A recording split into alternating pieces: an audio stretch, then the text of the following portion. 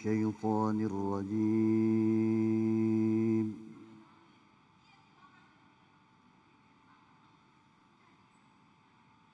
بسم الله الرحمن الرحيم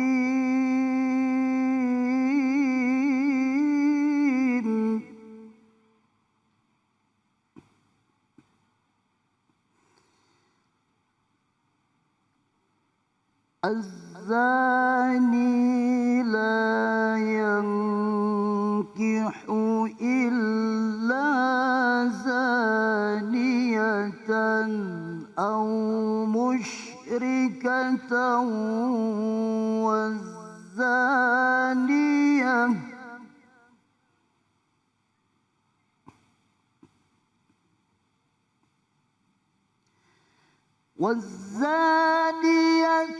لا ينكحها إلا زان أو مشرك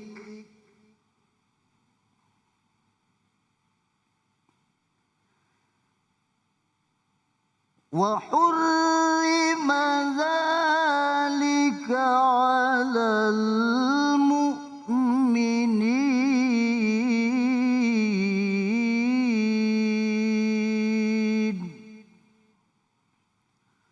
صدق الله العظيم.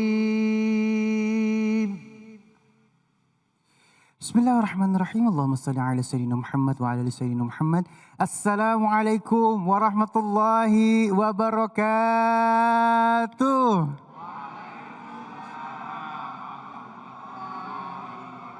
Masya Allah, senang sekali saya Ali Zainal bisa menemani pemirsa di rumah di dalam Cahaya Hati Indonesia ya. Baik, kita punya 3 tema yang sangat luar biasa. Yang pertama, gaya hidup Islami berumah tangga. Banyak banget di akhir zaman rumah tangga yang udah nggak Islami lagi. Bener nggak Pak, Bu? Bener ya? Kita nanti akan sikapi. Yang kedua, bolehkah mencicil hutang sholat? Ya kadang-kadang malah hutangnya nggak diinget nih berapa yang bolong-bolong kemarin ya. Yang ketiga, menikah muda atau menunggu tua. Seru-seru nih temanya ya. Jangan dilewatkan dari awal sampai akhir nanti ya. Dan kembali lagi Ali tidak segan-segan terus untuk mengingatkan untuk 5M nih ya pemirsa di rumah. Mencuci tangan, menggunakan masker, menjaga jarak dan menghindari kerumunan. Dan membatasi diri untuk bepergian. Kalau nggak penting-penting amat di rumah aja ya. Dan insya Allah nanti kita akan bertemu dengan guru-guru kita yang dimuliakan oleh Allah Subhanahu wa Ta'ala. Al-Ustadz Abdurrahman Jailani, Ustadz Munawir Ngacir, Ustadz Komarudin, Ustadz Syam. Nanti kita akan ngaji bersama Ustadz Syam ya. Dan baik, langsung aja kita akan masuk ke dalam tema kita yang pertama nih. Gaya hidup Islami berumah tangga bersama guru kita yang dimuliakan Allah Subhanahu wa Ta'ala, Al-Ustadz Abdurrahman Jailani. Allahumma salli ala Sayyidina Muhammad. Assalamualaikum warahmatullahi wabarakatuh. Waalaikumsalam warahmatullahi wabarakatuh. Alhamdulillahilladzi arsala rasulahu bil huda wa dinil haq liyudhhirahu 'alad dini kullih wa kafa billahi syahida. Allahumma salli wa sallim wa barik wa karrim wa syarrif wa 'azzim ala sayyidina wa habibina wa syafi'ina wa qurrati a'yunina nabiyyina wa maulana Muhammadin sallallahu alaihi wasallam wa ala alihi at-tayyibin at-tahirin wa ashabihil ghurril mayamin wa man tabi'ahum bi ihsanin ila yaumiddin, amma ba'd. Setelah puji dan syukur hanya untuk Allah, salawat dan salam untuk baginda kita Nabi besar Muhammad sallallahu alaihi wasallam beserta para keluarga, para sahabat, insyaallah juga untuk kita selaku umatnya. Para pemirsa Cahaya Hati Indonesia dimanapun Anda berada, para jamaah yang hadir pada kesempatan hari yang berbahagia ini. Allah Subhanahu wa Ta'ala berfirman di dalam surat Ar-Rum ayat ke-30. Ayat keberapa Bu? 30. Faqala ta'ala fa'aqim wajhaka lid-dini hanifa. Maka hadapkanlah, kata Allah, wajahmu ya Muhammad kepada agama Islam. Maksudnya tidak lain dan tidak bukan condong kepada agama Islam. Fitratallahi allati fataran nasa 'alaiha. Karena Allah Subhanahu wa taala menciptakan agama Islam ini sesuai dengan fitrah manusia. La tabdila li khalqillah. Tidak ada pergantian pada ciptaannya. Maksudnya agama Islam ini di sisi Allah tidak pernah diganti. Bahwa agama Islam adalah agama yang diridai oleh Allah Subhanahu wa ta'ala. Dzalika dinul qayyim. Itulah agama yang lurus kata Allah. Walakinna aktsaran nasi la ya'lamun. Akan tetapi kebanyakan manusia tidaklah mengetahui. Shadaqallahul azim wa sadaqa nabiyuhul habibul karim wa nahnu ala dzalika minasyahidin wasyakirin walhamdulillahi rabbil alamin. Saudara jamaah yang sama dirahmati dan dimuliakan oleh Allah Subhanahu wa taala, para pemirsa yang berbahagia. Lewat ayat ini maka kita bisa mengambil kesimpulan yang jelas, terang, bahwa ajaran agama Islam itu adalah ajaran agama yang sesuai dengan fitrah manusia. Bahwa manusia itu punya pembawaan untuk condong ke dalam agama Islam. Dari dulu, yaitu ketika kita masih ada di sulbi orang tua kita. Udah ada perjanjian tuh Bang Ali. Di dalam Al-Quran Allah Subhanahu wa ta'ala menyampaikan apa? Alastu birabbikum. Bukankah aku ini adalah Tuhanmu? Lalu kita berkata, bala syahidna. Iya, ya Allah, kami bersaksi bahwa Engkau adalah Tuhan. Artinya, hal ini senada apa yang disampaikan oleh baginda kita Nabi besar Muhammad sallallahu alaihi wasallam. Di dalam salah satu sabdanya yang juga masyhur populer. Faqala Nabi kullu mauludin yuladu alal fitrah. Setiap anak cucu Adam yang dilahirkan dari rahim ibunya itu fitrah. Bersih, suci, condong kepada agama Allah Subhanahu wa taala. Ala anna abawaihi, akan tetapi kedua orang tuanya lah yang kemudian menjadikan dia yuhawidanihi Yahudi, yumajjisanihi Majusi, yunassiranihi Nasrani. Artinya dari ayat ini pula saudara hadirin, maaf, dari hadis ini pula kita bisa kemudian kembali menguatkan setiap dari kita, baik yang lahir dalam keadaan Islam, baik yang lahir bukan dalam keadaan Islam, bahkan dari orang tua ateis sekalipun punya kecondongan terhadap agama. Bahkan yang dimaksud di sini adalah ajaran agama Islam. Akan tetapi yang menjadi persoalan ketika dilahirkan lingkungan membentuk. Masya Allah. Assalamualaikum. Bu, paham gak kira-kira? Ngerti ya?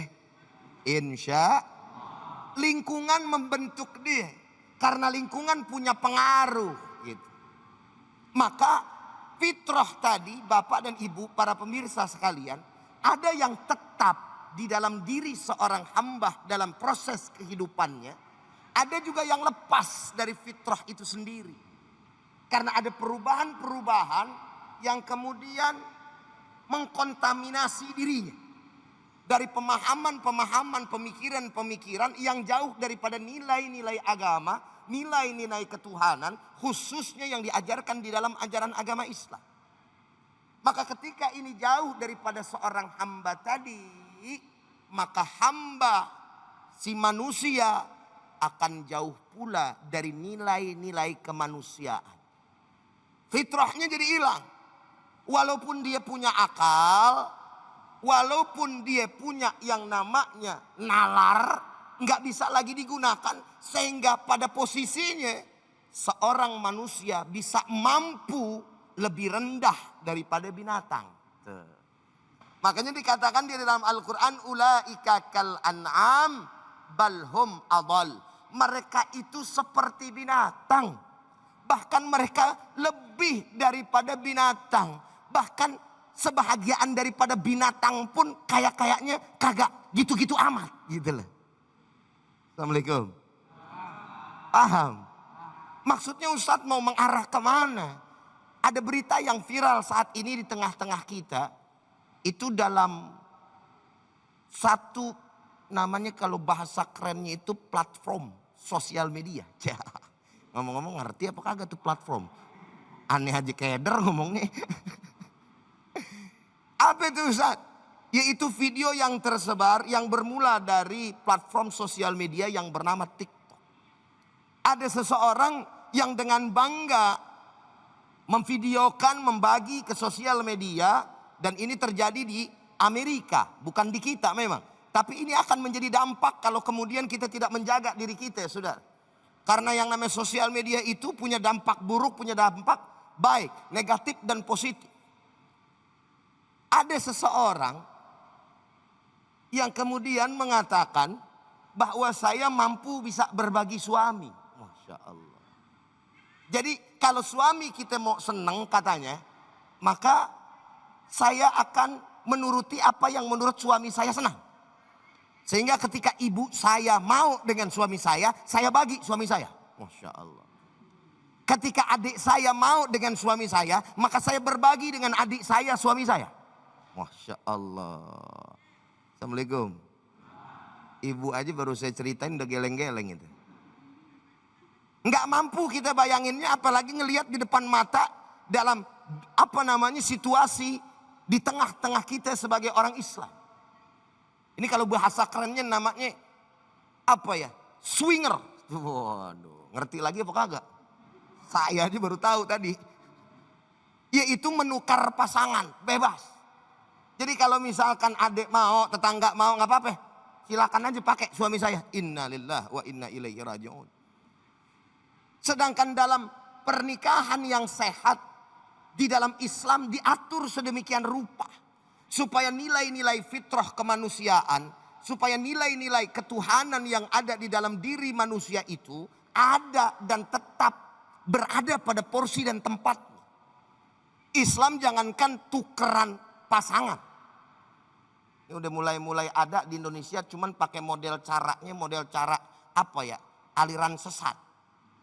Ada yang modelnya dimatiin lampu, terus kemudian iming-iming supaya dapat rezekinya gampang, tukeran pasangan. Gurunya bilang begitu. Yang model macam kayak begini jangan diikutin, Bu. Pak, para pemirsa hati-hati. Sebab di dalam Islam yang benar, jangan katanya bicara tukeran. Nikah pakai kontrak aja, nggak boleh. Masa bini ame rumah hampir sama. Nikah kontrak. Maksudnya nikah kontrak itu dalam bahasa agama mut'ah namanya. Nggak boleh. Saya nikahkan kamu selama 20 hari setengah. Habis asar udah cerai umpamanya begitu. Nggak boleh, haram itu. Gitu. Atau kemudian nikah sigor namanya. Tahu nikah sigor nih jarang kedengeran. Tapi bisa saja orang tidak mengetahuinya mempraktekkan. Udah begini aja bro, kita kan temen. Misalkan saya sama Bang Ali, naudzubillah min dzalik. Jangan kita, contohnya jelek soalnya. Orang aja sama Bang Ali ya. Si A sama si B temenan. Kata si A, bagaimana kalau lu nikahin anak lu ke gua? Anak gua nikahin ke lu. Tuh gitu lah. Itu nikah namanya nikah sigor, nggak boleh. Jadi barter bahasanya itu. Itu akan terjadi penyesalan di kemudian hari. Nah kan lucu namanya, bagaimana urusannya ini. Ini kan akan merusak tatanan kehidupan. Lah kayak modelnya tadi saudara hadirin. Swinger, berbagi suami. Mohon maaf itu ntar emaknya istri kita juga bunting sama kita. Adiknya juga bunting sama kita. Nanti anaknya jadi apa itu? Anak adikku, keponakanku. Anak dari emakku, anakku. Anak dari anakku adalah cucuku. Kan repot urusannya begitu. Betul apa enggak? Hancur. Islam tuh menata udah bener, pakai dirusak. Dan yang mampu melakukan seperti ini adalah orang yang sudah keluar daripada nalarnya. Tapi hawa nafsunya dikedepankan. Maka di dalam kitab Nasoihul Ibad ada kata-kata, kalau tidak salah itu sabda Nabi besar Muhammad SAW. Kalau misalkan saya salah tolong diluruskan, lihat kembali Nasoihul Ibad. Tuba liman aqluhu amira wa hawahu asira. Beruntung bagi orang yang akalnya di depan, hawa nafsunya di belakang. Akal jadi imam, hawa nafsu jadi makmum. Wa wailul liman kana hawahu amira wa aqluhu asira. Celaka bagi orang yang hawa nafsunya jadi imam, akalnya jadi makmum. Begitu modelnya, saudara. Sehingga pernikahan-pernikahan menyimpang model seperti ini, kalau dibiarkan nanti dianggap hak asasi manusia. Biarin dah urusan dia ini, ngapa kita yang repot ge? Dia juga enak, udah gak usah ganggu. Budaya barat gak cocok dibawa ke kita, saudara. Assalamualaikum. Paham apa paham? Ngerti apa ngerti? Sudah mulai ada hal-hal yang seperti ini di tengah-tengah kita di sosial media, saudara. Orang dengan bangga mempertontonkan kemaksiatannya. Bahkan yang lebih geli lagi menurut saya, mohon maaf para pemirsa. Ada orang yang kemudian menunjukkan hubungan sama sesama sejenisnya. Laki dengan laki, perempuan dengan perempuan. Dan kemudian dia rasa bahwa apa yang dilakukannya adalah sesuatu yang menjadi bagian hak manusia. Dan kami happy-happy saja. Kami tidak ada persoalan dan lain sebagainya. Tetapi pada dasarnya ini akan menghancurkan daripada tatanan kehidupan. Maka kalau kita mau benar, kita mau lempeng, jangan keluar daripada ajaran agama ini. Karena ajaran agama ini sesuai dengan fitrah diri kita sebagai manusia yang diciptakan oleh Allah Subhanahu. Alhamdulillahi Rabbil Alamin. Ya Allah, terima kasih guruku ilmunya. Mudah-mudahan kita terhindar dari hal-hal yang seperti tadi guru bilang ya. Dan sahabat-sahabat yang dimuliakan Allah Subhanahu wa taala, guru kita Ustadz Abdurrahman Jailani ini punya pesantren loh. Dibantu ya, mudah-mudahan pesantrennya bisa cepat kelar ya. Baik, dan sesaat lagi kita akan membahas tentang tema kita yang kedua, bolehkah mencicil hutang sholat? Nanti akan dibahas oleh guru kita yang dimuliakan Allah Subhanahu wa taala, Al Ustadz Munawir Ngajir. Tetap bersama kami di Cahaya Hati Indonesia.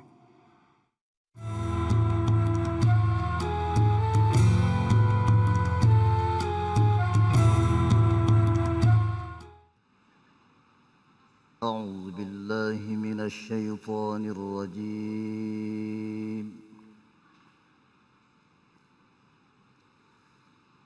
بسم الله الرحمن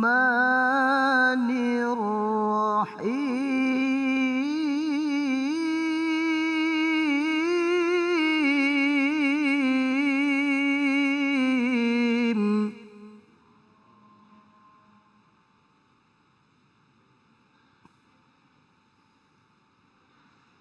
أتل ما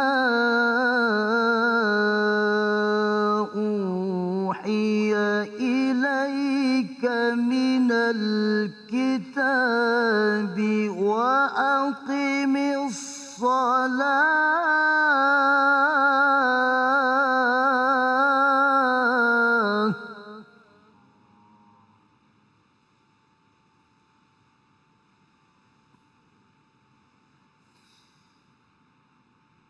إن الصلاة تنهى عن الفحشاء والمنكر ولذكر الله أكبر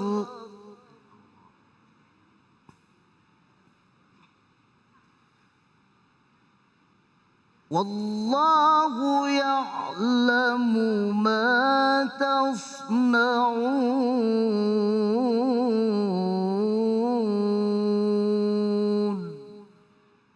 صدق الله العظيم.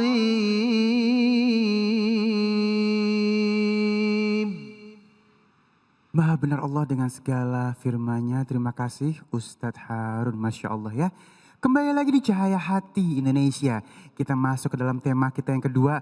Bolehkah mencicil hutang sholat ya?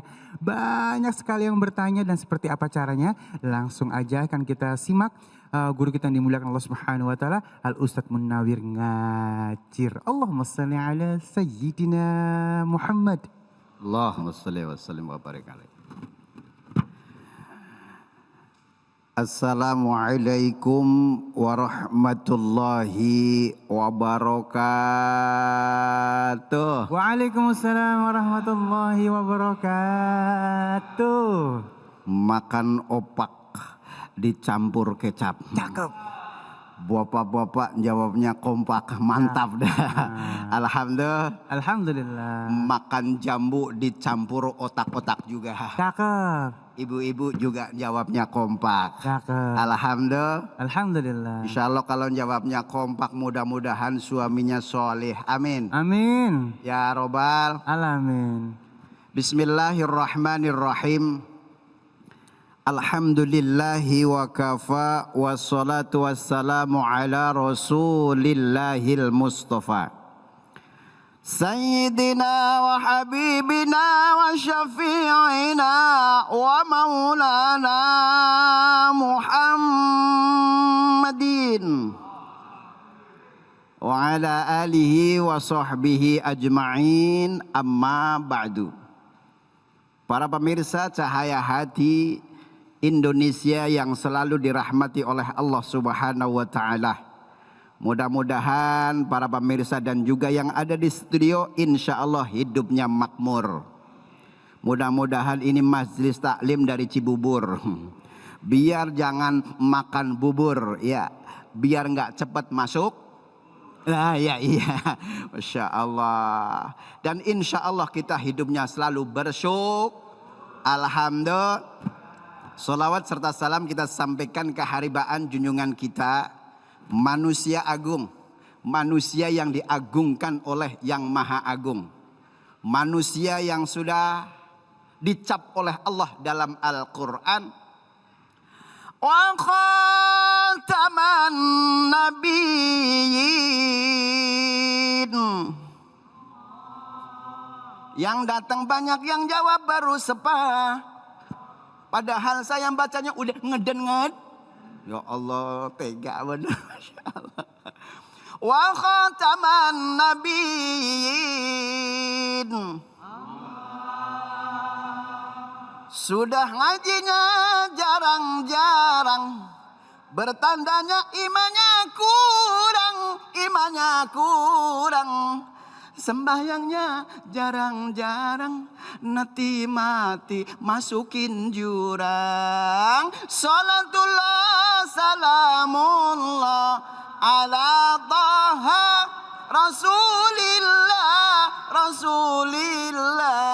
Salatullah salamullah ala Yasin.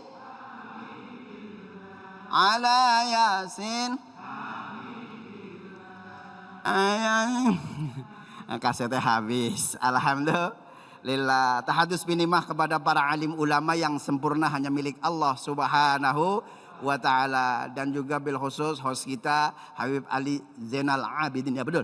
Masya Allah. Ya, Masya Allah. Dan juga khori kita luar biasa. Dan yang tidak ketinggalan ini majelis taklim dari Wa Allah hijau and putih kan, Masya Allah. Mudah-mudahan sesuai dengan warnanya ya. Ada hijau, putih, terus kemudian biru, itu nama-nama warna. Alhamdulillah. Berbicara bolehkah mencicil sholat? Ini maksudnya mencicil bukan seperti ini, bukan ya. Artinya apa? Kalau saya kategorikan yaitu mengkodok kali ya, bahasanya yang lebih enak ya. Nah, para pemirsa yang ada di rumah, kalimat kodok itu adalah definisinya seperti ini. Pak. Nah, masih hidup kan? Alhamdulillah. Kodok itu adalah melaksanakan pekerjaan di luar waktu. Understand? Ten aja deh. Karena apa? Karena sholat, kalau sholat sudah waktunya, sudah Allah tentu. As-salatu ala waqtiha. Salat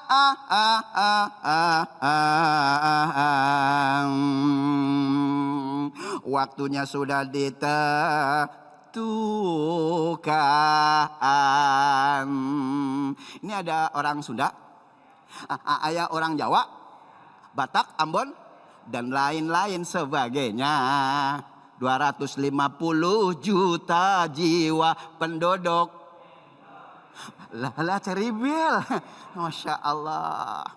Nah, ketika kita mau melaksanakan qodok di dalam sholat, itu para ulama banyak sekali, ya namanya ilmu fikih itu kadang bisa menjadikan bandit, kadang bisa menjadikan luwes. Oke, contoh, Bo, ini yang ibu-ibu pernah ketinggalan sholat nggak?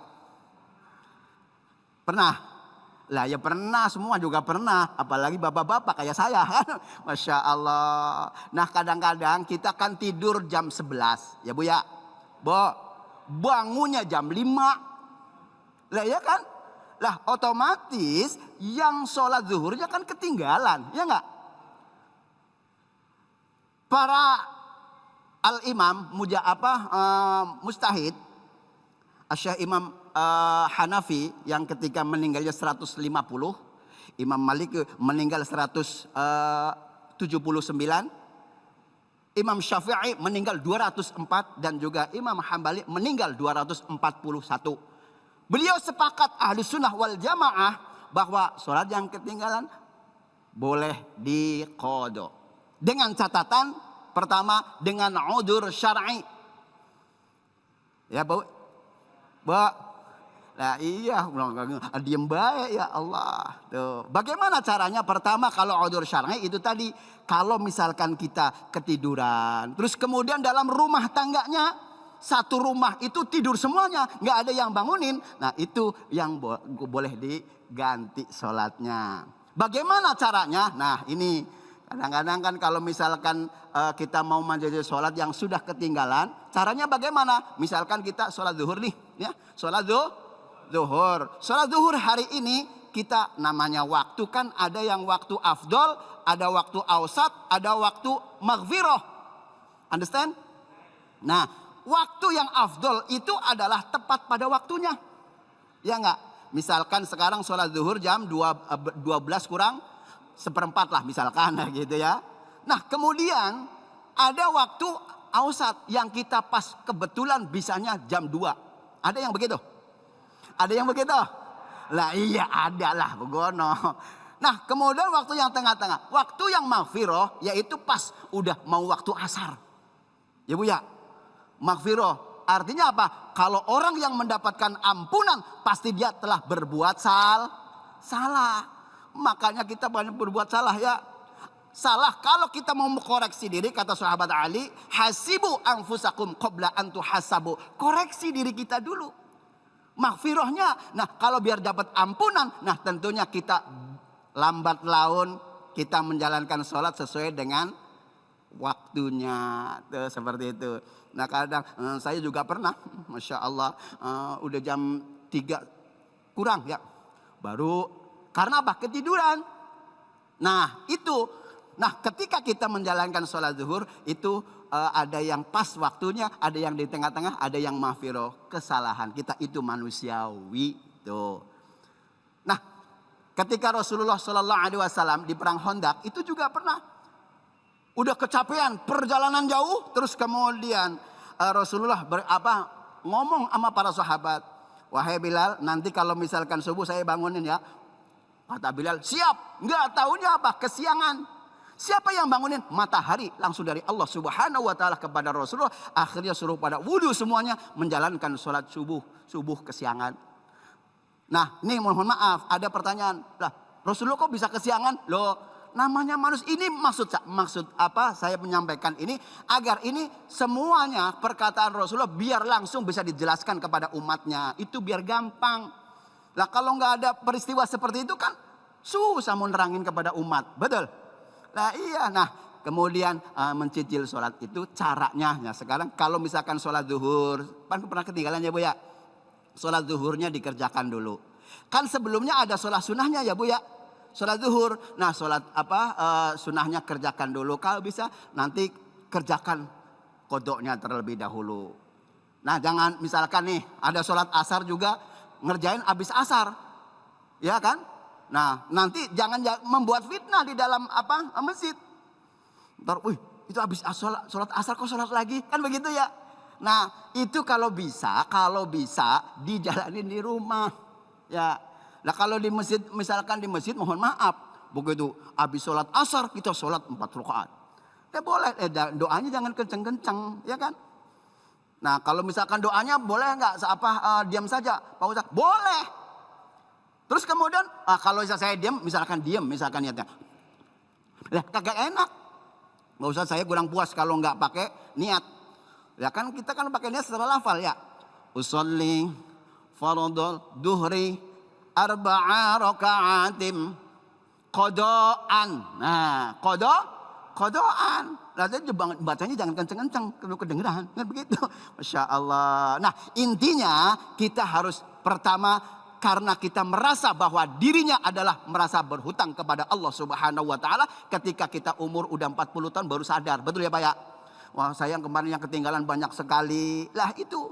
Sehabis sholat zuhur, sebelum sholat asar, sehabis sholat asar, atau sebelum maghrib atau sesudah maghrib. Itu ada waktu-waktu yang memang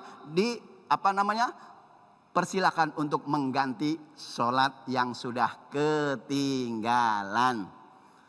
Mudah-mudahan para pemirsa yang ada di rumah tentunya mudah-mudahan ini dengan keterangan tahadus minimal. Saya bukan mengajari tapi kita belajar ingin yang terbaik menurut Allah Subhanahu wa taala. Karena apa? Ini kehidupan dunia kan hanya sebentar. Walal akhiratu khairul laka minal ula. Sata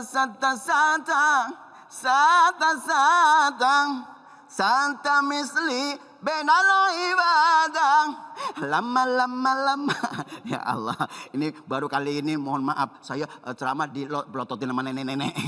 Ya Allah, subhanallah. Walal akhiratu khairul laka minal ula. Kehidupan akhirat itu lebih baik daripada kehidupan dunia. Makanya awwalu ma yuhasabu as-shalah. Makanya pertama kali yang nanti akan dihisab oleh Allah adalah sholat.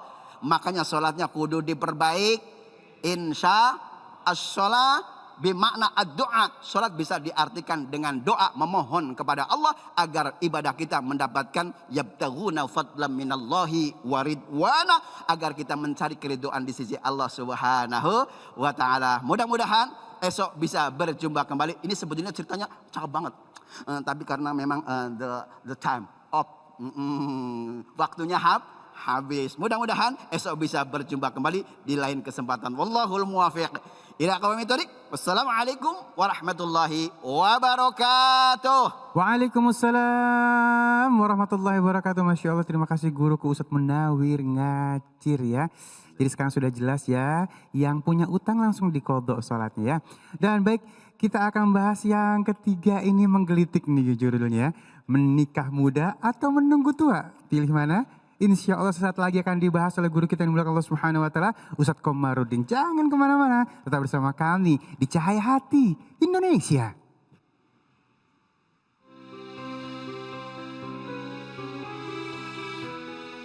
Assalamualaikum warahmatullahi wabarakatuh, pemirsa Cahaya Hati Indonesia yang dirahmati Allah Subhanahu wa taala. Dalam Al-Qur'an banyak kisah tentang orang-orang terdahulu. Tidak lain kisah-kisah itu sebagai pelajaran agar manusia tidak ingkar dan agar selalu taat kepada Allah Subhanahu wa taala. Beberapa tokoh orang-orang terdahulu bahkan tertulis secara eksplisit dalam Al-Qur'an. Salah satunya adalah Haman. Haman dikenal sebagai menteri sekaligus arsitek cerdas yang bekerja untuk seorang raja bernama Fir'aun. Berikut ulasannya dalam Cahaya Hati Indonesia. Allah mengutus Nabi Musa kepada Fir'aun. Fir'aun yang hidup pada masa Nabi Musa pernah memiliki seorang wazir, yakni penasihat atau menteri berkedudukan tinggi yang juga penanggung jawab proyek pembangunan Fir'aun. Sebagaimana dijelaskan para musafir, menteri Fir'aun itu dipanggil Haman. Dia memiliki posisi sangat penting dalam pemerintahan Fir'aun dan menjadi salah satu pilar dalam pemerintahannya. Tentang Haman, Allah Subhanahu wa taala telah menyebutnya dalam surat Al-Ghafir ayat 23 dan 24. Dan sungguh kami telah mengutus Musa dengan membawa ayat-ayat kami dan keterangan yang nyata kepada Fir'aun, Haman dan Karun. Lalu mereka berkata, Musa itu seorang pesihir dan pendusta. Tugas besar Haman adalah membantu Fir'aun dalam membangun peradaban di masa pemerintahan Fir'aun dari segi arsitektur. Selain itu, Haman juga melaksanakan keinginan Fir'aun yang menentang kebenaran tauhid. Fir'aun meminta Haman untuk membangun sebuah bangunan tinggi agar dia bisa naik melihat Tuhan Nabi Musa. Dan Fir'aun berkata, "Wahai Haman, buatkanlah untukku sebuah bangunan yang tinggi agar aku sampai ke pintu-pintu, yaitu pintu-pintu langit, agar aku dapat melihat Tuhannya Musa, tetapi aku tetap memandangnya seorang pendusta." Dan demikianlah dijadikan terasa indah bagi Fir'aun perbuatan buruknya itu, dan dia tertutup dari jalan yang benar, dan tipu daya Fir'aun itu tidak lain hanyalah membawa kerugian. Haman sebenarnya mengetahui bahwa mustahil membangun bangunan seperti yang diinginkan Fir'aun, bahkan meski peradaban Mesir kala itu terbilang maju, membangun menara hingga ke pintu langit merupakan perkara ganjil yang tak mampu dilakukan oleh seorang manusia biasa. Namun untuk menyenangkan Fir'aun, Haman akhirnya memerintahkan 50.000 pekerja bangsa Yahudi untuk menunaikan misi Raja Fir'aun tersebut. Dalam akhir kisah, bangunan yang diminta Fir'aun itu berhasil diwujudkan. Setelah itu Fir'aun memanjat dan menembakkan anak panah dan berkata telah membunuh Tuhannya Nabi Musa. Tak berselang lama, malaikat Jibril yang murka meruntuhkan bangunan itu menjadi 3 bagian serta menewaskan ribuan pekerja di bawahnya. Namun Fir'aun dan Haman masih selamat dari runtuhan bangunan tersebut. Fir'aun dan Haman dikisahkan binasa karena tenggelam ketika mengejar Nabi Musa bersama pengikutnya. Itulah kisah Haman, pelayan Fir'aun. Semoga kisah ini menambah keimanan kita kepada Allah Subhanahu wa taala. Wallahu a'lam bishawab.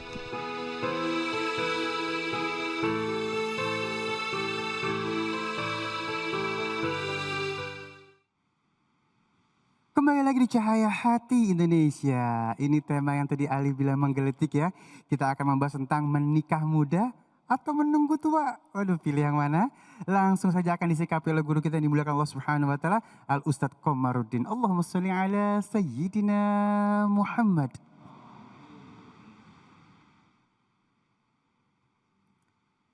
Assalamualaikum warahmatullahi wabarakatuh.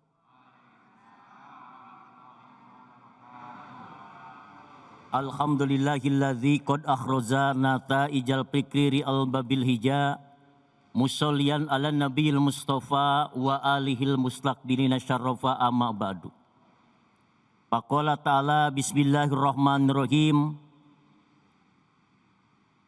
Wal asri innal insana lafi husrin ilal ladzina amanu wa amilus solihat wa tawassaw bil haq wa tawassaw bisabr. Pada hari yang berbahagia, kita bersama-sama berada di studio iNews TV. Semoga ini menjadi saksi dunia sampai akhirat, amin. Jamaah yang hadir pada kesempatan ini tidak terasa kita tabarukan. Pada hari ini kita sudah berada di bulan Maulid. Tanggal berapa? Untuk itu tabarukan kita bersolawat dulu kepada baginda Rasulullah Sallallahu Alaihi Wasallam. Kita supaya mendapatkan syafaat setelah kita pulang dari dunia yang fana ini. Amin ya Allah ya Rabbal Alamin. Mari kita bersama-sama. Sholli wa salim daiman ala ahmada. Ayo. Iman ala mada sholli wa salim da iman ala mada wal ali wal ashabi man qad wal ali wal ashabi man qad wahada salli wa sallim daiman ala ahmada salli wa sallim daiman ala ahmada wal ali wal ashab biman qad wa'ada wal ali wal ashab biman qad wa'ada Allahumma sholli wa sallim wa barik alaih. Hadirin pemirsa Cahaya Hati yang berada di rumah, yang berada di studio teristimewa, yang hadir di majelis studio ini adalah dari Majelis Taklim Al-Buraq Cikeas Bogor, alhamdulillah. Juga saudara kita, pimpinan kita, host kita yaitu Kakanda tercinta Habib Ali. Assalamualaikum. Yang alhamdulillah semangat terus, semangat perjuangan dalam dakwah dunia sampai akhirat. Amin ya Allah ya Rabbal Alamin. Allah berfirman dalam Al-Quran, wabtalul yatama hatta idza balagun nikah. Ujilah ya, untuk melaksanakan pernikahan itu di jenjang yang sangat dewasa. Karena jelas kalau kita secara akal rasio kita aja, kalau nikah belum dewasa atau di usia muda, efek daripada pertikaian itu bukan menciptakan rumah tangga yang samawa, sakinah, mawaddah warahmah, tapi yang ada adalah hidup rumah tangga yang ancur-ancuran. Rumah tangga yang bangkrut. Karena ketidakmatangan. Kalau udah matang, ya, di dalam tafsir tersebut adalah fi islahi dinihim. Dalam kemaslahatan tentang ilmu agamanya, Bali. Jadi agama diutamakan. Karena segala-galanya kalau pakai agama insya Allah menjadi maslahat kehidupan dalam rumah tangga. Sehingga kata Allah di dalam ayat yang lain bahwa rasanya rumah tangga itu adalah harus terbawa rumah tangga dunia sampai akhirat. Perlu kematangan dalam agama. Makanya biasanya di kantor-kantor urusan agama belum pernikahan itu suka ada penataran. Ya. Supaya calon pengantin ini betul-betul mempunyai pegangan. Jangan istilah begitu kenal, begitu akrab, ya langsung aja nikah. Ya gampang. Jadi medianya harus melalui penataran dulu. Dulu begitu. Bahkan dijadikan undang-undang kalau nikah dewasa itu sangat efektif sekali. Ya terbayang oleh kita. Kalau nikah muda bagaimana? Apalagi agamanya tidak ada. Ya, apalagi belum matang usahanya. Yang ribet siapa nanti? Kita juga. Mau masak, minta sama orang tua. Itu Bang Ali. Ya. Sekalipun minum. Kalau belum dewasa berarti rumah tangga. Ya minta sama orang tua. Tapi kalau udah dewasa, insya Allah menjamin kedewasaan dalam rumah tangga akan timbul sakinah, ketenangan, mawadah, saling mencintai, warahmah, kasih sayang. Jadi perlu matang, perlu dewasa. Dari segi agama, wa tasrifi maslahihim, dan kekaryaannya atau istilahnya berbuat perniagaannya atau berusahanya gitu. Kalau itu udah matang, kemudian melaksanakan rumah tangga, insya Allah rumah tangganya akan timbul rumah tangga yang indah, yang tenang. Tidak ribet lagi ya. tidak ribet lagi dalam rumah tangganya. Kita pengen nggak ribet rumah tangga nggak kira-kira? Jangan. Rumah tangga ribet jangan, ya. Pengen enak, gitu kan? Kalau enak semuanya, insya Allah membawa kebarokahan kehidupan dunia sampai akhirat. Bagaimana kita menciptakannya itu? Yang tadi itu, ya. Yang pertama agamanya perkuat. Suruh belajar ilmu agama. Jangan kecil-kecil mentang-mentang ibu punya gadis. Memang cantik, laku banget itu gadis.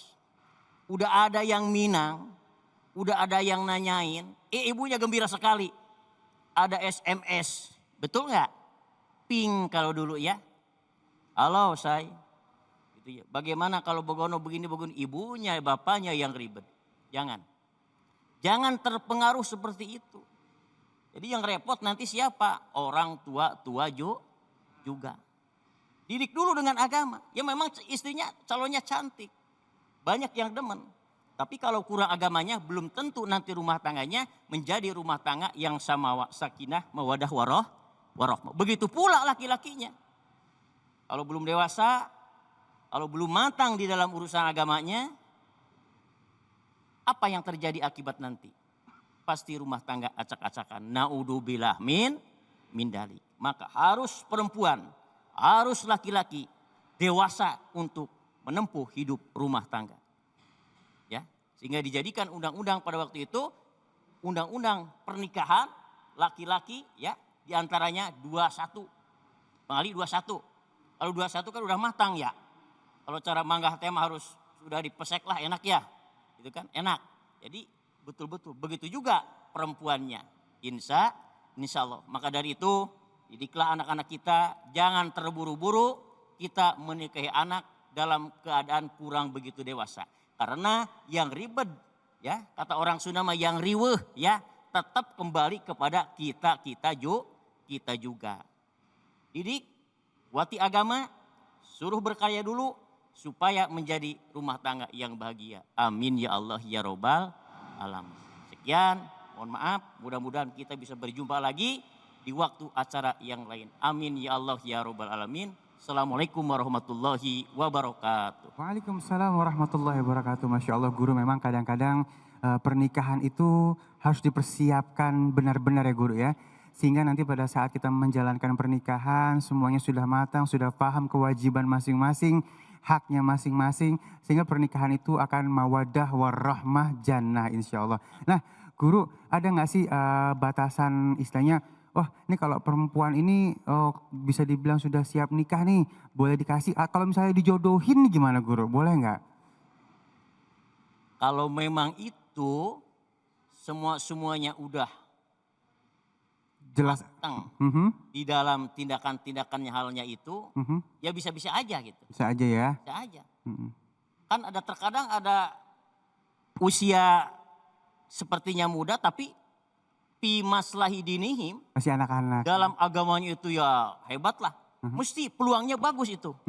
Gaya pikirnya hebat. Berarti akan merubah yang begitu meningkat perubahannya. Makanya dalam tafsirnya itu adalah fi maslahi dinihim. Dalam kemaslahatan beragamanya itu harus kuat. Iya baik, terima kasih guru ya. Memang Masya Allah yang namanya pernikahan ini akan mengangkat harkat derajat martabat kita di dunia maupun di akhirat dan melengkapi keimanan kita. Namun pernikahan memang harus dibekali ya, dibekali dengan ilmunya pastinya. Jangan mengutamakan nafsu di depan kita dan pemikiran di belakang. Jadi yang namanya pernikahan ini niatkan karena Allah, niatkan karena ibadah. Insya Allah pernikahannya akan sakinah, mawaddah, warahmah, jannah. Umur berapa seseorang akan siap nikah itu tergantung dari kedewasaan masing-masing pastinya. Dan baik, sesaat lagi kita akan menyikapi pertanyaan-pertanyaan yang sudah masuk melalui media sosial kita. Jangan kemana-mana, tetap bersama kami di Cahaya Hati Indonesia.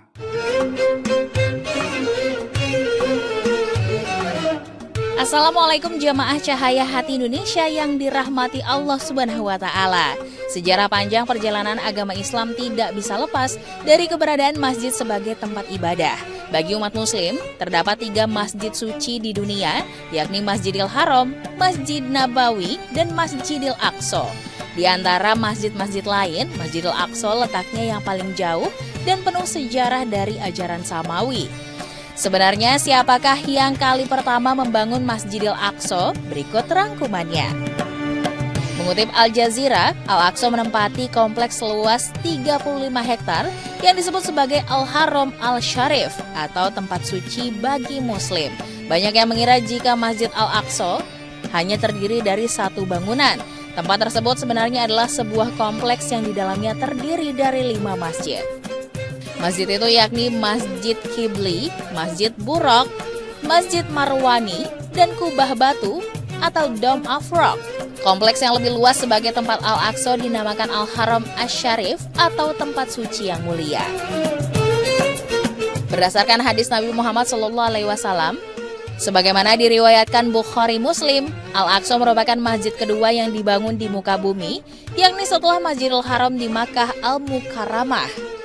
Masjidil Aqsa juga menjadi bagian penting dalam sebuah peristiwa besar yang dialami Nabi Muhammad SAW, yakni Isra Mi'raj. Dalam peristiwa tersebut, sang Nabi melakukan perjalanan dari Masjidil Haram di Mekah, kemudian singgah sebentar di Masjidil Aqsa di Palestina dalam satu malam menggunakan buraq. Kemudian naik ke langit untuk menerima perintah Allah SWT bagi umat Islam untuk melaksanakan sholat 5 waktu. Dalam berbagai kitab tafsir, disebutkan bahwa yang pertama kali membangun Masjid Al-Aqsa ialah para malaikat. Berdasarkan perintah dan izin dari Allah SWT, mereka menentukan tempat dan menggariskan lokasi bangunan suci tersebut. Namun, mengenai siapa yang membangun Masjid Al-Aqsa, pendapat yang paling kuat adalah masjid ini dibangun oleh Nabi Adam. Jarak waktu pembangunan Masjid Al-Haram dengan Masjid Al-Aqsa adalah 40 tahun. Tidak ada bukti-bukti yang pasti mengenai bentuk bangunannya. Sepeninggalan sang manusia pertama, eksistensi masjid tersebut tergerus arus waktu. Adapun mengenai jasa Nabi Sulaiman alaihi salam yang dianggap sebagai pembangun Al-Aqsa ternyata bukan demikian. Para ulama menjelaskan bahwa yang dimaksud pembangunan oleh Nabi Sulaiman adalah perbaikan, bukan membangunnya dari awal, sebagaimana Nabi Ibrahim membangun ulang Masjid Al-Haram setelah Nabi Adam membangunnya pertama kali. Hal ini dikarenakan terdapat kerusakan yang diakibatkan banjir pada zaman Nabi Nuh. Demikian keistimewaan Masjidil Aqsa yang dijaga langsung oleh Allah dan para malaikatnya hingga hari kiamat. Wallahu a'lam bishawab. Kembali lagi di Cahaya Hati Indonesia dan seperti janji Ali tadi, kita akan menjawab pertanyaan-pertanyaan yang sudah masuk melalui media sosial. Namun sebelum itu kita kasih kesempatan buat jamaah yang ada di masjid untuk bertanya ya. Baik, ayahanda, ibunda ada yang ingin ditanyakan? Iya, baik. Jangan lupa namanya ya, silakan. Ini untuk guru kita Al-Ustadz Abdurrahman Jailani ya. Silakan. Halo. Assalamualaikum warahmatullahi wabarakatuh. Waalaikumsalam warahmatullahi wabarakatuh. Saya Novi dari Majelis Al-Buraq.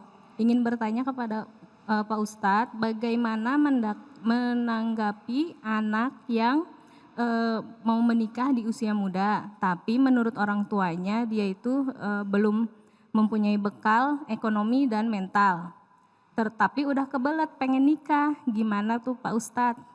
Mohon nasihatnya. Assalamualaikum warahmatullahi wabarakatuh. Waalaikumsalam warahmatullahi wabarakatuh. Ini pertanyaan yang sangat sederhana namun penting karena memang terjadi di tengah-tengah masyarakat. Saya melihat ini bukan berkaitan dengan persoalan hukum semata. Karena siapapun manakala memang sudah memenuhi kategori gitu ya, bisa dikatakan balik gitu kan. Bahkan juga tidak terikat dengan itu. Tetapi yang menjadi persoalan adalah bahwa kita sebagai orang tua memang harus berpikir secara maksimal. Bagaimana kemudian dampaknya ketika kita memberikan izin ataupun kita tidak memberikan izin. Kita bisa melihat persoalan yang namanya ekonomi. Memang itu harus dipikirkan, tapi juga tidak menjadi jaminan. Gak so jauh-jauh contohnya saya dah. Saya nikah umur 21 tahun. Saya udah minta nikah sama orang tua. Kan salah satu kewajiban orang tua apa? Kalau anak udah dapat jodoh kawinin. Urusan perkara yang namanya mampunya seberapa itu urusan belakangan. Yang penting nikahin tuh anak. Tapi yang namanya orang tua apa iya kagak usaha kan gitu. Rembukan kayak mencangcingnya babe kita kan begitu. Ajak tuh yang namanya musyawarah, saudara nih anak gue mau nikah tapi biayanya kagak. Tapi anak lu kan belum punya yang namanya duit, belum punya yang namanya komimapan. Bagaimana ntar urusin yang namanya apa bininya, ngempanin anak orang. Tuh kalau bahasa Betawi. Emang pertanyaan kayak begitu wajar. Tapi juga kagak ibaratnya apa ya, wajar-wajar juga sih. Kenapa? Karena yang namanya anak kita lihat. Dia udah minta kesiapan dia itu, walaupun dia nggak punya duit, kesiapan tanggung jawabnya ada nggak? Itu poin pertama. Ada orang duit banyak, tapi kalau tanggung jawab kagak, akhirnya meretin orang tua doang. Betul nggak? Maka ketika nih anak paham agama, nih anak ngerti, lalu dia mampu bertanggung jawab, nggak usah pikir panjang. Nikahin aja udah. Masa iya kagak ada rezekinya kan begitu.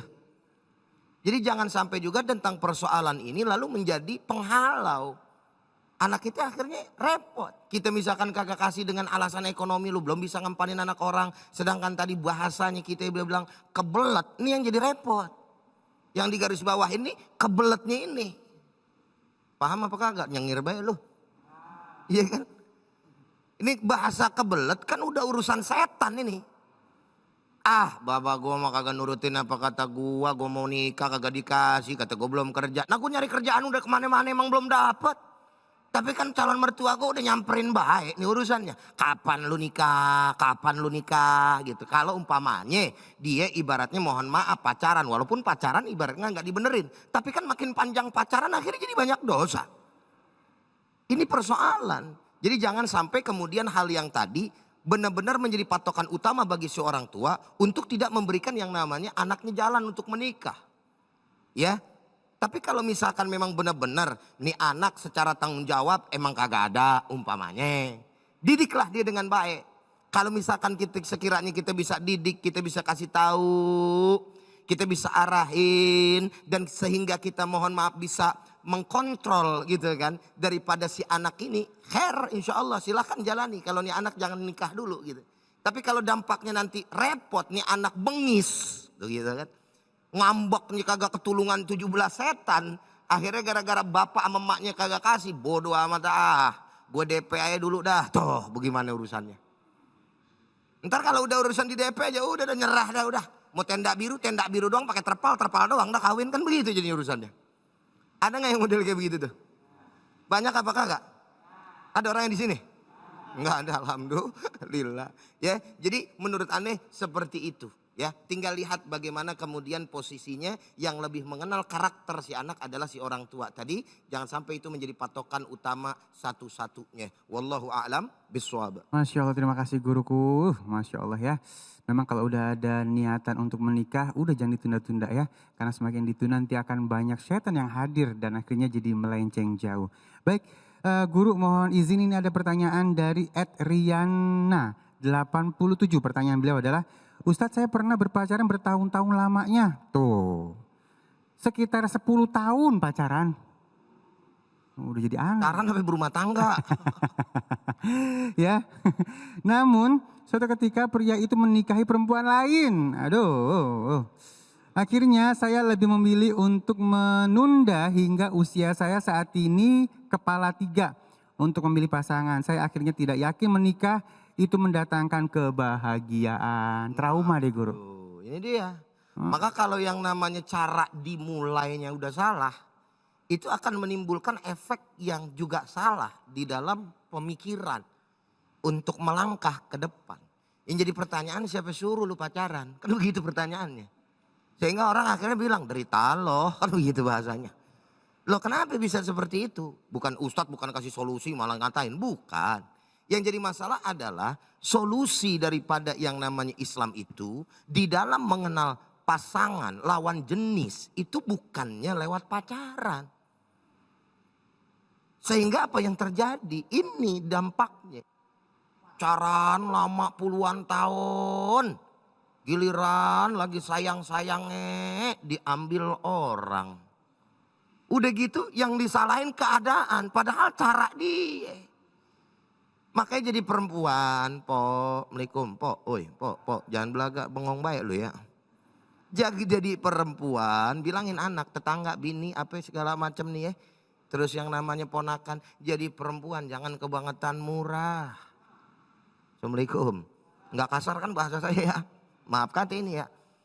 Maksudnya bagaimana? Mahal dikit. Biar kata ya Allah tuh orang sih tua-tua tuh kagak kawin-kawin jual mahal. Kalau perspektif jual mahal di sini menjaga diri sebagai seorang perempuan menjaga muruah, bodoh amat orang mau kata apa juga. Emang ibaratnya jodoh belum dapat, itu menjaga daripada kualitas perempuan muslimah yang baik dan benar. Bukan perkara judes dan lain sebagainya. Perempuan emang kudu judes kadang-kadang. Sebab kalau kagak judes murah. Terima telepon orang, Assalamualaikum, bisa bicara dengan Rina. Ya ini saya Rina, ada apa? Kira-kira orang jadi bagaimana itu? Ini kan memancing. Kalau suara perempuan saya enak. Nih dengan siapa? Ya saya dengan Rina. Ada apa? Jadi orang kagak pikiran macam-macam. Tapi ketika kemudian dia mendapatkan suami, calon suami yang baik untuk ta'aruf dengan cara Islam dengan baik dan benar. Dan kemudian ketika dia nikah, maka semuanya akan diberikan seutuhnya untuk manusia yang bernama suami. Wallahu a'lam. Masya Allah ya. Iya 10 tahun mah lama banget ya, keburu bosan, terbosan kabur sama yang lain. Auzubillah min zalik ya.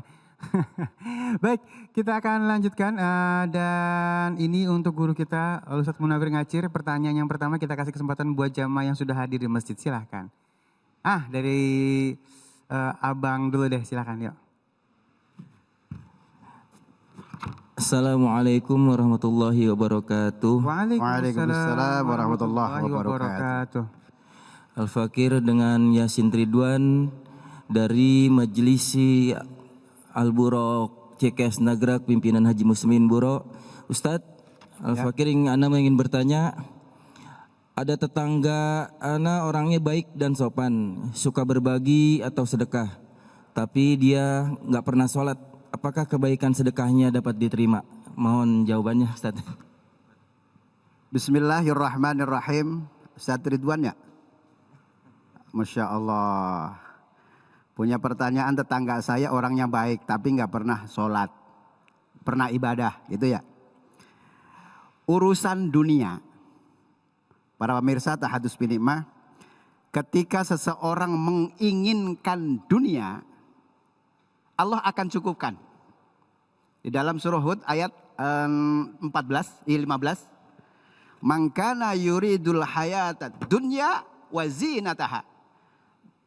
Siapa yang menginginkan kehidupan dunia dan perhiasannya, nuwafi, Allah akan cukupkan tuh. Dan tidak akan dirugikan. Tapi kalau di dalam bahasa tafsirnya ada ayat tafsirul Quran ma'al Quran. Jangan ayat yang 15 aja, yang 16 pun juga dibaca. Kalau hanya kepingin hanya dunia saja Allah cukupkan. Khawatir ketika kita sudah beramal terus nggak sampai ke akhirat. Dapatnya apa? Neraka. Tuh. Nah kalau sudah seperti ini bagaimana? Nah tentunya kalau misalkan kita sudah berbaik kepada orang lain. Kalau masalah ibadah mah urusan pribadi dengan Allah Subhanahu wa ta'ala. Nah seorang hamba di dalam ilmu kalam dijelaskan, tolabul adna ilal a'la. Kita kan mencari seorang hamba kepada Allah Subhanahu wa ta'ala. Tolabul a'la ilal adna, dan otomatis Allah akan memberikan kecukupan kepada hambanya. Cuman khawatir kalau kita beramal di dunia saja nggak sampai ke akhirat. Itu namanya sibak. Artinya apa? Ada hubungan kaitan ayat dengan ayat. Kan ada namanya syakul kalam, ada namanya sibak, dan juga ada namanya lihak. Artinya apa? Ayat 15 dengan 16 itu berhubungan. Berarti tentunya kita beramal silakan boleh saja. Tetapi sampaikah nanti ke akhirat buat ongkos kita nanti di akhirat seperti itu. Ya Masya Allah. Ya baik, terima kasih pertanyaannya. Terima kasih jawabannya guru. Dan sekarang mohon izin ini ada dari media sosial. Dari @Rayhan ya. Rayhan 80. Ustadz, saya seringkali bekerja di luar kantor. Sedangkan sholat dan asar saya seringkali saya kodok. Tuh, keseringan nih. Nah, Bahkan hampir setiap hari. langganan itu. Hampir setiap hari. Boleh Kak Ustadz mohon nasihatnya? Bismillahirrahmanirrahim. Cakep sekali nih pertanyaan dari Rehan yang kesibukannya tiap hari hubud dunya sampai melalaikan akhirah. Ya. Nah, bagaimana caranya? Terus kemudian saya sering melaksanakan sholat dan juga ketinggalan. Rasulullah Shallallahu Alaihi Wasallam menjelaskan begini. Man nasiya sholatan. Ini kalau bahasa dulu di Madrasah begini nih. Man utawi sapa bene wong nasian kang lali sopo man sholatan ing sholat. Barang siapa yang lupa dengan sholat nih, mohon maaf. Fal yusolli, maka sholatlah idza zakarolaha. Yaitu ketika ingat seperti bangun tidur langsung kita sholat ya. Langsung sholat. La kafarotahlah. Dan tidak ada tebusan. Ini namanya sholat kan gak ada tebusan ya. Nah bagaimana kalau misalkan kesibukan sehari-hari terus kemudian pas waktunya saya di jalanan. Nah tergantung dari manusianya. Bagaimana caranya? Kita ikut contoh Rasulullah. Bagaimana contoh Rasulullah? Ibda binafsi, mulai dari diri kita. Bagaimana bisa mengatur waktu seperti itu kan? Kalau orang bekerja kan time is money. You understand? Lah bahasa Inggris ikut-ikut Ustadz Ujai. Ya Allah bahasanya seperti itu, Masya Allah. Nah ketika kita meminimalisir, artinya biar jangan terlalu banyak hutangnya kita kepada Allah Subhanahu Wa Taala. Nah tentunya kalau misalkan ini menjadikan asbab kita susah menjalankan ibadah, ini perlu apa yang salah buat diri kita. Iya harus diperbaiki guru ya. Iya seperti itu. Masa tiap hari. Nah, iya. Kalau misalkan kita banyak, nah kita semua yang hadir juga pernah ketinggalan sholat nggak? Pernah. Pernah, tapi nggak disengaja kan? Iya. Mungkin karena ketiduran, ya kan? Terus kemudian karena di perjalanan, kan seperti itu. Allah itu memberikan hukum kepada kita itu nggak menyusahkan hambanya. Ini kadang-kadang hambanya yang menyusahkan diri. Gitu. Nah kadang-kadang sekarang kita contohkan. Kalau kita tanya sama dokter, terus kemudian kalau kita jogging gitu ya, tripping begini-begini, itu berapa jam? Nah kita paling sholat berapa menit kan begitu? Iya betul. Nah coba bayangin. Benar. Kalau stream begini sampai ya Allah, apalagi ya Allah pintar nyanyi mak-mak. Kadang-kadang mau nyuci nyanyi, mau masak nyanyi. Nah akhirnya istrinya udah nyiapin semuanya buat lakinya ngomong, bapak perempuannya. Perasaan ku berbakti untukmu. Makan pagi ku siapkan semua. Jadilah aku harus begitu ya Allah. Benar-benar gak bisa nyanyi aja. Ya Allah. Nah mudah-mudahan kita sebagai hamba Allah merasa yang dhaif, yang lemah, usahainlah. Ini karena untuk pribadi dengan Allah Subhanahu wa Ta'ala. Terima kasih guru yang dimuliakan Allah Subhanahu wa Ta'ala dan terima kasih yang sudah mengirimkan pertanyaan-pertanyaan melalui media sosial kita. Dan sesaat lagi disiapkan Al-Qurannya ya. Kita akan memperbaiki bacaan Al-Quran kita bersama guru kita yang dimuliakan Allah Subhanahu wa Ta'ala, Ustadz Syam. Jangan kemana-mana, tetap bersama kami di Cahaya Hati Indonesia.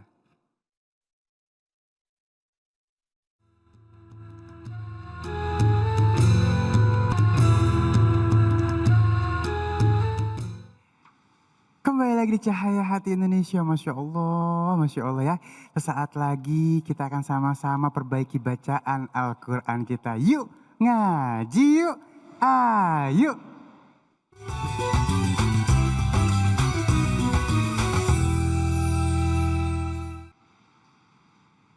Bismillahirrahmanirrahim. Alhamdulillahirabbil alamin wassalatu wassalamu ala asyrafil anbiya'i wal mursalin sayyidina Muhammadin wa ala alihi wa sahbihi ajma'in. سبحانك لا علم لنا إلا ما علمتنا إنك أنت العليم الحكيم اللهم إنا نسألك علما نافعا ورزقا طيبا وعملا متقبلا اللهم إنا نعوذ بك من علم لا ينفع ومن قلب لا يخشى ومن نفس لا تشبع ومن دعوة لا يستجاب لها رب اشرح لي صدري ويسر لي أمري واحلل عقدة من لساني يفقهوا قولي واجعل لي وزيرا من أهلي آمين آمين آمين يا رب العالمين. Kembali lagi di segmen Ngaji Yuk dan saya berharap jamaah di rumah sudah membuka Al-Qur'annya surah Muhammad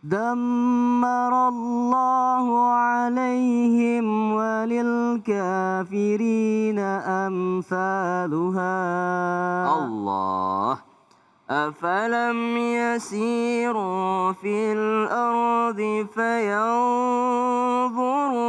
كيف كان عاقبة. Boleh juga di situ kalau nggak sampai nafasnya. Baru ulang. فينظروا كيف كان عاقبة الذين من قبلهم. Berdengung ya. Nun ketemu dengan qaf. Fayanzuru, nun ketemu dengan dha juga berdengung. Dammah, dammah, mim tasydid juga berdengung. Dammarallahu alaihim, ya. Walil kafirina amsaluha. Nah, silahkan Bunda. Bunda yang ada mic di depannya, silahkan. A'udzubillah. A'udzubillah. Di dalam. Ya, Ibu tuh pakai facial, Bu. Jadi kalau di luar gak kedengaran suaranya. A'udzu billahi minasyaitonir rajim. Allah. Bismillahirrahmanirrahim. Allah. Afalam yashiru. Afalam yasi. Bedakan shi dengan si. Kalau syah ada titiknya 3 di atas. Kalau ini tidak ada. Afalam yasiru. Afalam yasiru fil ardi fayanjuru kaifa kana. Kaifa kana. Kalau huruf kaf bentuknya seperti ini, maka dia 2 harokat. Kaifa kana, kaifa kana. Fayanzuru, dari fayanzuru, ya. Di dalam Bu mic-nya. Fayanzuru kaifa kana akibah. Akibah. Ya, jadi kalau ada alif ditambahkan ke huruf yang lain, ini Bu silahkan dilihat di monitor. Ini ada huruf ain, ya. Ainnya ditambahin alif bentuknya begini. Maka yang ini karena ditambahin alif menjadi 2 harokat. Kaifa kana aqibatul ladzina min qablihim. Ya. Wa yanzuru kaifa kana akibatul ladzina min qablihim. Iya, ada huruf ba. Ba itu qalqalah. Jadi ada e-nya sedikit. Min qablihim, jangan qablihim tapi qablihim. Iya. Kita lanjut Bunda. Dammarallahu alaihim. Dammarallahu alaihim. Terus. Walil kafirina amsyaluha. Iya, ada perbedaan antara huruf tha dengan huruf sya. Yang tadi itu bukan huruf sya. Jadi bukan amsyaluha, tapi amsaluha. Ujung lidah bertemu dengan gigi atas sa fi subas. Amsaluha. Ya, terus kita lanjut di ayat berapa sekarang? 11 ya? Ya. Silakan Pak Zai. Dzalika bi anna Allah. ذلك بأن الله مولى الذين آمنوا وأن الكافرين لا مولى لهم. Allah. Dzalika bi anna. Kalau ada dengung dan suaranya bagus kayak Pak Zai, bisa pakai variasi di situ. Dzalika bi anna Allah maulal ladzina amanu wa anna. Jadi kalau ada dengung, ada yang panjang, disitulah dimainkan suara ya. Wa annal kafirina la maula lahum. Tapi ingat tajwidnya dulu yang nomor 1. Masya Allah. Silakan Pak. Masya Allah. Dzalika bi anna Allah. A'udzu billahi minas syaitonir rajim. Masya Allah. Silakan syah. Coba syah. Sa. Syah. Sa. Siapa namaku Pak? Indra. Namaku. Siapa? Di dalam mic-nya. Tatsam. Syam. Sal. Ya pakai syah. Syam. Syam. Ya syaitan. Syaitan. Minasyaitan. Minasyaitan. Minas. Syah. Hush. Hus. Ya. Bukan hus. Minas. Hush. Coba Pak. Syam. Sa. Ya, Syam. Sam. Ya, susah bilang Syam. Coba syaitan. Syaitan. Susah juga. Coba kalau kita suruh bilang Syahrini. Sahrini. Syah? Sahrini. Bukan Syahrini. Ya. Syahrini. Sahrini. Pakai syah. A'udzu billahi minasyai. Bukan minasyai. Dia minasyai. Minasyai. Ya. Fadhal Pak. A'udzu billahi minasyaitonir rajim. Ya, tinggal latihan sedikit. Hush. Ya. Terus Bismillahirrahmanirrahim. Masya Allah. Dzalika bi anna Allah maulal ladzina amanu wa annal kafirina la maula lahum. Masya Allah, ini saya senangnya Majelis Al-Burak ini. Bagus-bagus ngajinya. Anggota majelisnya, Masya Allah. Jadi saya senang kalau ada majelis taklim itu ada tahsin di dalamnya. Ada belajar Al-Quran di dalamnya. Ya Bu ya. Jangan cuma arisan Bu. Ya, majelis taklim judulnya tapi isinya arisan.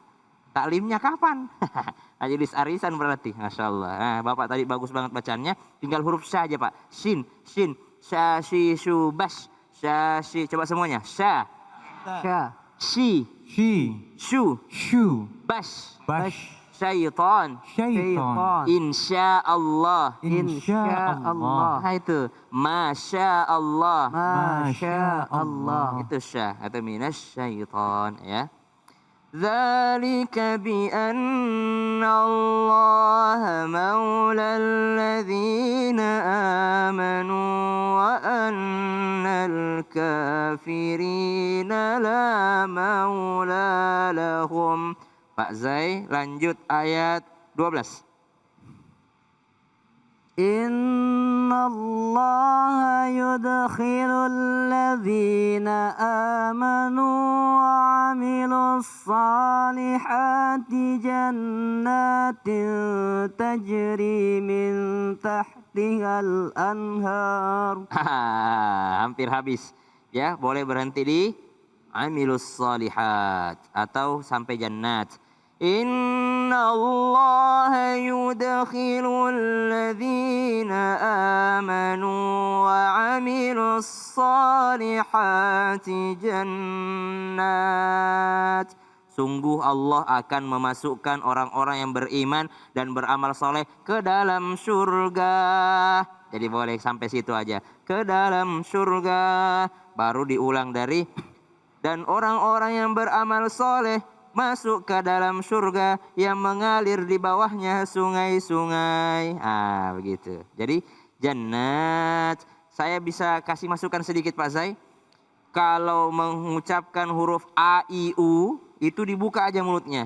Inna Allah yudkhilul ladzina amanu A, I, U Jangan innallaha yudkhilul ladzina amanu wa 'amilus shalihati. Tetap bagus tapi tidak jelas. Ada orang Alhamdulillahi Rabbil Alamin Ar-Rahmanir Rahim Maliki Yawmiddin. Bagus didengar tetap tapi enggak jelas. Beda dengan Alhamdulillahi Rabbil Alamin Ar-Rahmanir Rahim Maliki Yawmiddin Iyyaka na'budu wa iyyaka nasta'in. Bedakan kalau Iyyaka na'budu wa iyyaka nasta'in Iyyaka na'budu wa iyyaka nasta'in. Beda. Ada A, I, U-nya. A, I, U. Nah silakan Pak Zai. Innallaha Innallaha yudkhilul ladzina yudkhilu jangan yudkhilu. Innallaha yudkhilul ladzina amanu wa 'amilus salihati jannat. Masya Allah. Jannati وعملوا الصالحات جنات تجري من تحتها الأنهار. Masya Allah. Terus والذين كفروا يتمتعون ويأكلون كما تأكل الأنعام والنار مثوى لهم. Masya Allah. والذين كفروا يتمتعون ويأكلون كما تأكل الأنعام والنار مثوى لهم. Itu namanya kalau dalam nyanyi trill. Tapi bisa juga dipakai dalam mengaji. Ada bergetar. Alhamdulillahi Rabbil Alamin Ar-Rahmanir Rahim. Nah, ada vibra nangis-nangis istilahnya. Jadi Masya Allah, tapi harus lihat juga ayatnya. Masya Allah, Pak Zai, makasih banyak. Semua jamaah, makasih banyak. Insya Allah yang ada di rumah mendapat juga keberkahan bermajelis hari ini. Walaupun majelisnya via televisi. Ada yang di rumah, ada yang di sini. Tapi semuanya mendapat keberkahan Al-Quran. Allahumma arhamna bil Quran. Allahumma arhamna bil Quran. Ya Allah nikmatnya ya. Jangan lupa di rumah diulang-ulang lagi ya. Jangan kemana-mana, tetap bersama kami di Cahaya Hati Indonesia. Para pemirsa Cahaya Hati Indonesia dimanapun Anda berada, para jamaah yang berada di sini, mudah-mudahan selalu senantiasa membawa keberkahan dari Allah Subhanahu wa Ta'ala. Di dalam kitab Durusul Fiqhiyah, satu kitab yang sederhana, tipis tapi punya manfaat yang begitu luar biasa. Dalam jilid yang pertama, pembahasan yang pertama, di situ dikatakan mahwal Islam. Apa itu Islam? Al-Islamu huwa dinul ladzi jaa bihi sayyiduna Muhammadun sallallahu alaihi wasallam li sa'adatil bashari fi ma'ashihim wa ma'adihim. Yaitu tidak lain dan tidak bukan agama yang dibawa oleh baginda Nabi besar Muhammad sallallahu alaihi wasallam untuk kebahagiaan kita manusia baik dunia maupun akhirat. Maka mau tidak mau bahagia kita jalankan jika kita mengikuti ajaran agama Islam. Assalamualaikum warahmatullahi wabarakatuh. Inti daripada terbinanya rumah tangga untuk mencapai rumah tangga sakinah mawaddah warahmah diperlukan usia kedewasaan. Jadi kalau ketika nikah belum dewasa, apapun yang terjadi itu resiko pasti harus kita tanggung. Maka dari itu harus cukup agama, harus cukup berkarya untuk menempuh dalam rangka rumah tangga yang diridhoi Allah Subhanahu wa Ta'ala. Sehingga daripada rumah tangga tersebut, antum tadkhulunal zanah majwajikum tuhbarun. Rumah tangga harus terbawa sampai ke surganya Allah Subhanahu wa Ta'ala. Amin ya Allah ya Rabbal Alamin. Mari kita mendidik anak-anak kita, saudara kita, generasi kita, jangan sampai terburu-buru untuk nikah tanpa pendidikan, tanpa karya yang buat masa depan. Sekian, terima kasih.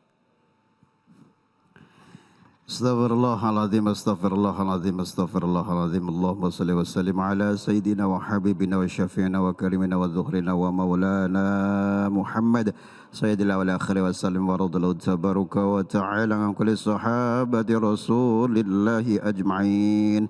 Bismillahirrahmanirrahim. Alhamdulillahi rabbil alamin. Hamdan syakirin, hamdan na'imin, hamdan yuwafi ni'amahu wa yukafi'u mazidah.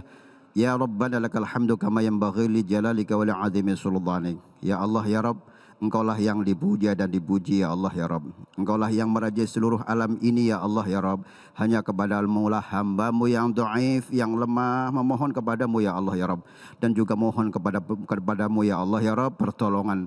Dan tunjukkanlah hamba-Mu yang dhaif ini ke jalan yang lurus. Yaitu jalan orang-orang yang telah Engkau beri nikmat. Bukan jalan orang-orang yang telah Engkau murkai.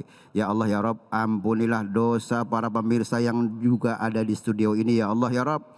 Ampunilah dosa kami ya Allah ya Rabb. Ampunilah dosa kedua orang tua kami ya Allah ya Rabb. Dan sayangilah kedua orang tua kami ya Allah ya Rabb. Sebagaimana Engkau menyayangi pada waktu saya kecil. Rabbana atina fid dunya hasanah. Ya Allah ya Rabb, berilah kami di dunia ini yang baik ya Allah ya Rabb. Wa fil akhirati hasanah. Dan berilah kami nanti di akhirat yang baik ya Allah ya Rabb. Wa qina adzabannar. Dan jauhkanlah dari api neraka-Mu. Wa sallallahu ala sayyidina Muhammadin wa ala alihi wa sahbihi wa baraka wa sallam. Walhamdulillahi rabbil alamin. Alhamdulillahirabbil alamin. Terima kasih guru-guru yang dimuliakan Allah Subhanahu wa taala. Al-Ustaz Abdurrahman Jailani, Al-Ustaz Munawir Ngacir, Ustaz Komarudin, Ustaz Syah, Masya Allah, Ustaz Harun. Dan terima kasih juga untuk seluruh jamaah yang hadir di tempat ini. Dari jamaah Al-Buraq pimpinan guru kita yang dimuliakan Allah Subhanahu wa taala, Ustaz Muslim Bora. Dan terima kasih juga untuk seluruh pemirsa di rumah yang sudah menyaksikan acara ini. Tetap menjaga 5M dengan mencuci tangan, menggunakan masker, menjaga jarak, menghindari kerumunan, dan membatasi diri untuk kepergian. Kalau nggak penting-penting amat, di rumah aja. Saya Ali Zainal Dudiri. Assalamualaikum warahmatullahi wabarakatuh. Waalaikumsalam warahmatullahi wabarakatuh. يا ربي بالمصطفى بلغ مقاصدنا واغفر لنا ما مضى يا واسع الكرم مولاي صل وسلم دائما ابدا على حبيبك خير الخلق